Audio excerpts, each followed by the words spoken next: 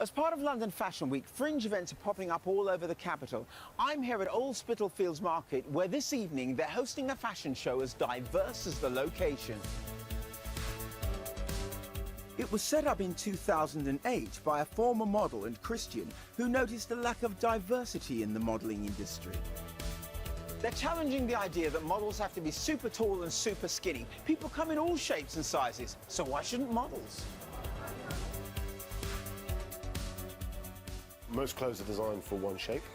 I think anyone outside of that shape, anyone who's a bit sort of diverse, really struggles to find clothes that fit and find clothes that should sit how they should. The show's stylist, Immanuel, knows how important clothes are for every occasion, including worship. If you're going to see the Queen, you dress appropriately, wouldn't you? Well, on a Sunday you go and see God, and there's an attitude that you take when you dress when you're going to see God. So it does matter to Christians. Today is one of my proudest achievements because I haven't actually done a live catwalk show. This is the first time in 5 years since my spinal cord injury to do this. I love fashion, I'm very proud of that. And to be included, to roll down that aisle and everyone watching me, I want to go for it. I'm being seen and heard as a real model, not Nicki the disabled person. Ladies and gentlemen, we welcome you to tonight's show by Models of Diversity. The great thing about this fashion show in Old Spital Fields Market is that the models represent a different range of people. They're from a charity called Models of Diversity because we don't all come in one shape and size. We've been going for over 8 years now, but now they're actually taking us seriously, and they're actually listening to a lot of the supporters as well that we've got, because we've got quite a lot of supporters, and they're actually starting listening that there is people out there in wheelchairs, and there is models of colour, and there is plus-size models out there, that we all love fashion. I believe that it's God who gave me the talent and the skill and the passion to want to be in fashion and to be a stylist.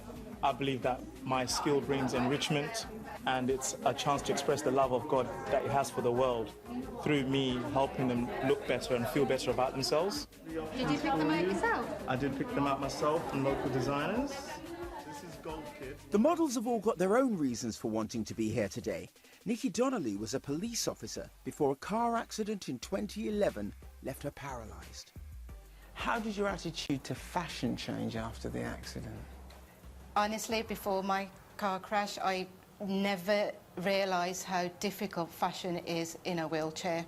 Just trying on clothes in a high street store, changing rooms aren't accessible, clothes are too high, clothes alone have to be adjusted myself back at home.